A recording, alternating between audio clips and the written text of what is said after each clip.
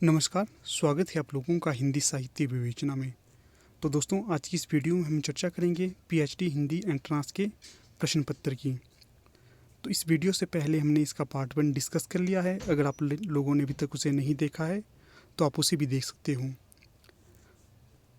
तो ये प्रश्न पत्र हिंदी साहित्य की प्रत्येक विषय के लिए बहुत ही ज़्यादा महत्वपूर्ण होने वाला है, खासकर HP सेट के लिए, जो 22 नवंबर को आयोजित होने वाला है।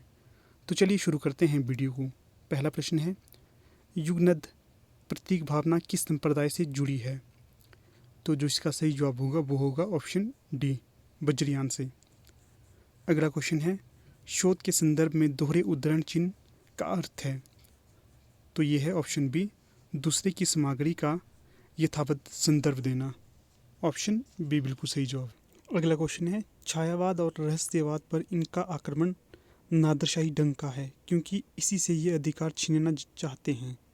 छायावाद या पलायनवाद, यही इनका नारा है जिसके बूते ये साहित्य के एक युग विशेष को हड़प जाना चाहते हैं। उपयुक्त कथन किस लेखक का है? तो इसका सही जवाब है ऑप्शन ए, नंद दुलारे वाजपेयी। अगला क्वेश्चन है, हिंदी साहित्य का आलोचनात्मक इतिहास किसने लिखा है?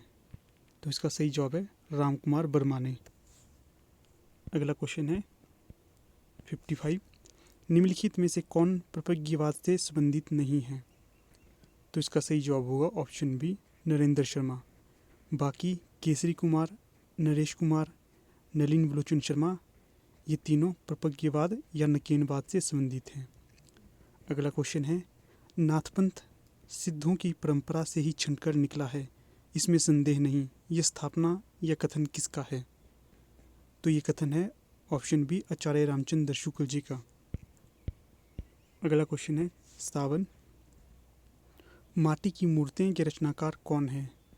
तो ये है रामवृक्ष बेनीपुरी जी। अगला क्वेश्चन है, हिंदी कौमुदी किसकी रचना है? तो इसका सही जवाब होगा ऑप्शन डी, अंबिका प्रसाद वाजपेयी। अगला क्वेश्चन है 59, मनुष्यों की मुक्ति की तरह कविता की भी मुक्ति होती है, ये कथन किसका है? तो ये कथन है सूर्यकांत त्रिपाठी निराला जी की। अगला क्वेश्चन है 60, इनमें से कौन सा कथन सही है? तो कथन ए है, किसी कृति का बहिरंग परीक्षण अथवा तथ्यान्वेषण ही अनुसंधान की सीमा नहीं है, आलोचनात्मक विश्लेषण भी अनुसंधान है। कथन ए है। कथन बी है, आलोचनात्मक प्रतिभा के बिना उत्कृष्ट अनुसंधान संभव नहीं है। तो यहाँ पर ऑप्शन सी सही होगा, अर्थात ए और बी दोनों कथन सही हैं। अगला क्वेश्चन है 61, प्रजाहितैषी पत्र कहाँ से प्रकाशित होता था? तो ये होता था आगरा से, ऑप्शन बी।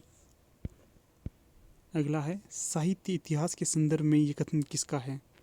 तो कथन है, कला सदा ही अपना लक्ष्य प्राप्त करती रहती है, इसमें विकास नहीं होता और ना ही इसे अतिक्रांत किया जा सकता है और ना ही दोहराया ही जा सकता है। तो ये कथन है ऑप्शन ए, श्यामपन आवर का। अगला क्वेश्चन है 63, कल्लू अहलैत किसका छद्म नाम था? तो ये था ऑप्शन डी, महावीर प्रसाद द्विवेदी का। तो यहाँ पर मैं आपको महावीर प्रसाद द्विवेदी जी के बारे में कुछ प्रमुख तथ्य बता देता हूँ। महावीर प्रसाद द्विवेदी जी ने सरस्वती पत्रिका का संपादन 1903 से लेकर 1920 तक किया था और इन्होंने हिंदी साहित्य में हिंदी भाषा के परिमार्जन में बहुत महत्वपूर्ण भूमिका अदा की थी। अगला क्वेश्चन है, नागरी तेरी यह दशा कविता के रचनाकार कौन है? तो ये है ऑप्शन डी, महावीर प्रसाद द्विवेदी। अगला क्वेश्चन है, 1907 में रविंद्रनाथ ठाकुर ने विश्व साहित्य का उल्लेख करते हुए साहित्य के अध्ययन में किस दृष्टि की आवश्यकता पर जोर दिया था?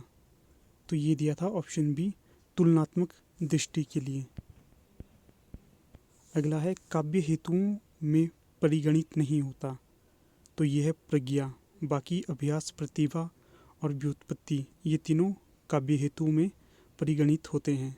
इसमें जो सबसे महत्वपूर्ण है वे है प्रतिभा। अगला है, हिंदुस्तान पत्र के संपादक कौन थे? तो ये थे ऑप्शन डी, राजा रामपाल सिंह। अगला क्वेश्चन है, दक्षिणी भारत हिंदी प्रचार सभा की स्थापना गांधी जी ने कहाँ की थी? तो ये की थी मद्रास में। अगला क्वेश्चन है, निम्नलिखित में से किस ऐतिहासिक परिघटना का संबंध 1917 से है तथा जिसका गहरा असर दुनिया भर के साहित्य पर पड़ा? तो ये था अक्टूबर क्रांति, ऑप्शन सी। अगला है, सही विकल्प पर निशान लगाएं। तो पहला विकल्प है, साहित्य के इतिहास की कालक्रमानुसार विधि से रचना होती है। दूसरा ऑप्शन है या विकल्प है, साहित्य सार्वकालिक होता है। तो यहाँ पर कथन एक गलत होगा और कथन दो सही होगा। कथन दो जो सही है वो है, साहित्य सार्वकालिक होता है। अगला क्वेश्चन है, 1857 के पहले स्वाधीनता संघर्ष में किस योद्धा पर सबसे अधिक भोजपुरी लोकगीत लिखे गए? तो ये लिखे गए थे कुंवर सिंह के ऊपर, ऑप्शन सी। अगला है, नीचे हिंदी के 3 आलोचकों के 4 विकल्प दिए जा रहे हैं। उनमें से जो विकल्प भक्ति काव्य के मार्क्सवादी आलोचकों का है उसका चयन करना है। तो ये है रामविलास शर्मा, नामवर सिंह, मनेजर पांडे, ऑप्शन ए। अगला क्वेश्चन है, मैं घर्षिता, अपमानिता, कलंकिनी, 100 मानवियों की भांति सामान्य नारी हूँ। जगत के दुख प्रवाह में फेन बुदबुद के समान मैं भी नष्ट हो जाऊंगी और प्रवाह अपनी मस्तानी चाल से चलता जाएगा। माता से मैंने बहुत दुखवाद का भाव पाया है और पिता से भगवान अनुकंपा का। उपयुक्त पंक्तियाँ किस कृति से हैं? तो यह है बाणभट्ट की आत्मकथा से।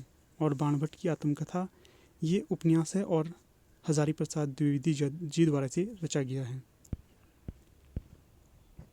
अगला क्वेश्चन है 74, नीचे कुछ लेखकों और पुस्तकों के नाम दिए गए हैं, सही विकल्प का चयन करना है। तो यहाँ पर जो सही विकल्प होगा वो होगा ऑप्शन डी, रामधारी सिंह दिनकर, शुद्ध कविता की खोज, ये इनकी पुस्तक है। अगला प्रश्न है, संसार में जो बात जैसी देख पड़े कवि को उसे वैसे ही वर्णन करना चाहिए, ये कथन किस निबंधकार का है? तो ये है ऑप्शन ए, महावीर प्रसाद द्विवेदी का। अगला है, मन रे परसी हरि के चरण पद के रचनाकार का नाम क्या है? तो ये है मीराबाई।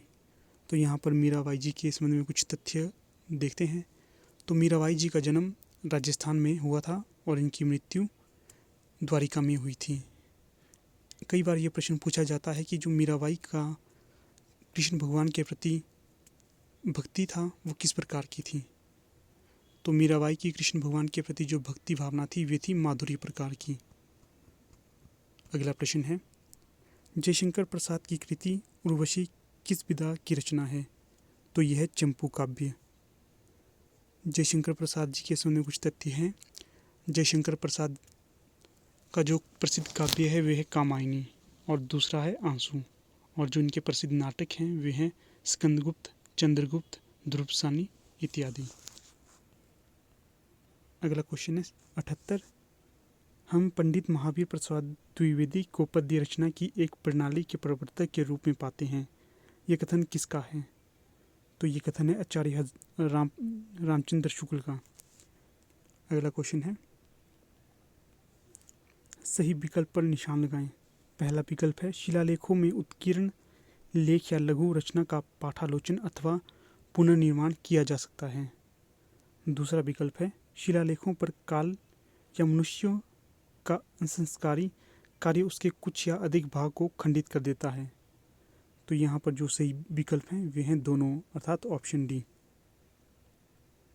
अगला क्वेश्चन है, निम्नलिखित रचनाकारों का जन्म वर्ष के अनुसार सही क्रम लगाना है। तो जो यहाँ पर सही क्रम होगा वो होगा ऑप्शन सी, अर्थात सबसे पहले श्रीधर पाठक, उसके पश्चात अयोध्या सिंह उपाध्याय, उसके पश्चात रामनरेश त्रिपाठी और सबसे अंत में मैथिली शरण गुप्त।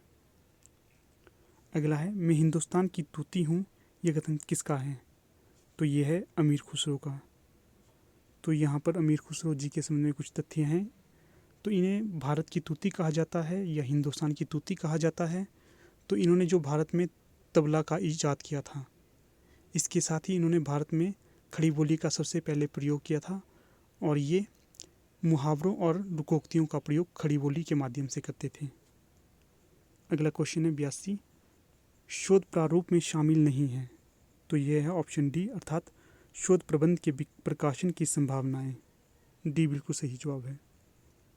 अगला है, शोध में परिकल्पना क्या है। शोध में परिकल्पना का अर्थात होता है शोध में सिद्धांत या निष्कर्ष तक पहुंचने का साधन। अगला है, दुखिनी बाला नामक रूपक के रचनाकार कौन हैं। तो ये हैं राधा कृष्ण दास, ऑप्शन डी। अगला क्वेश्चन है, सही विकल्प पर निशान लगाएं। तो पहला विकल्प है, अभिलेखों, शिलालेखों, ताम्रपत्रों और सिक्कों पर उत्कीर्ण प्रलेखों की प्रामाणिकता स्वयं सिद्ध है। विकल्प बी है, कारीगरों के मार्गदर्शन के लिए वे प्रारंभ में भूर्जपत्रों या ताड़पत्रों पर लेखकों द्वारा लिखे जाते थे।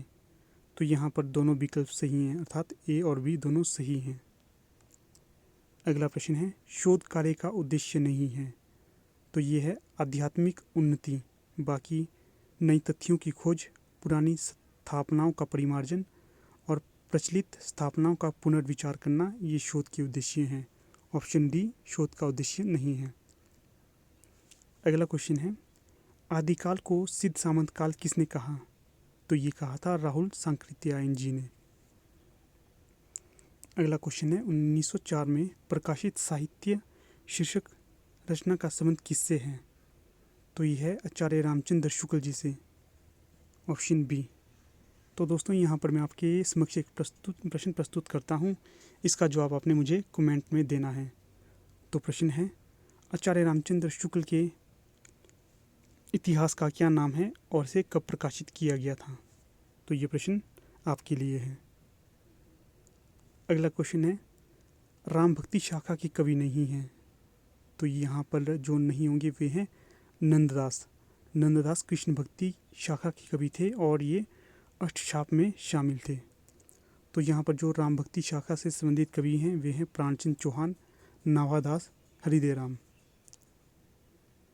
अगला क्वेश्चन है, देसिल बयना सब जन मीठा, तैंतैसन जपियो अभट्ठा, ये उद्धरण किस ग्रंथ से है। तो ये है कीर्तिलता से, ऑप्शन डी। अगला प्रश्न है, हिंदी पत्रिका इंदु का प्रकाशन किस वर्ष प्रारंभ हुआ। तो ये हुआ था 1911 में। अगला है, कविता कौमुदी के रचनाकार कौन हैं। तो ये हैं रामनरेश त्रिपाठी, ऑप्शन डी।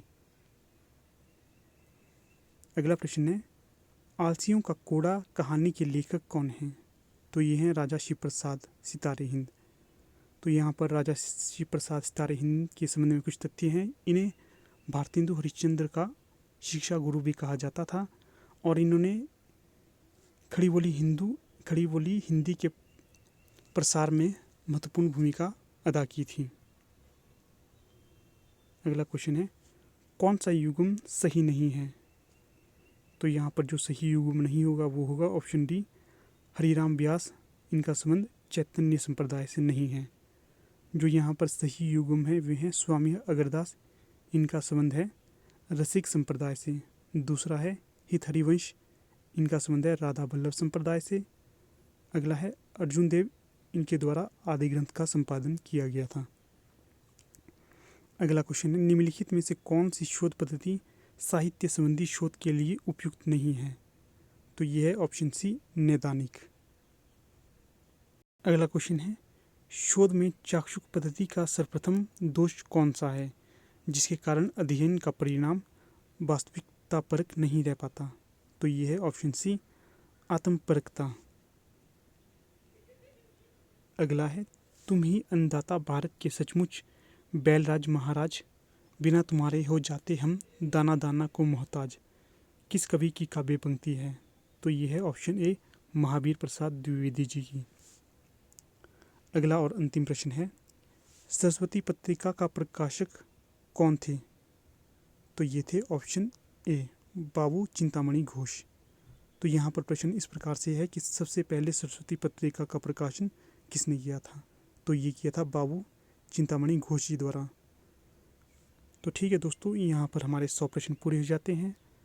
तो यहाँ पर वीडियो का समापन कर लेते हैं। जल्दी आपसे मुलाकात होगी एक नई वीडियो के साथ, तब तक के लिए धन्यवाद।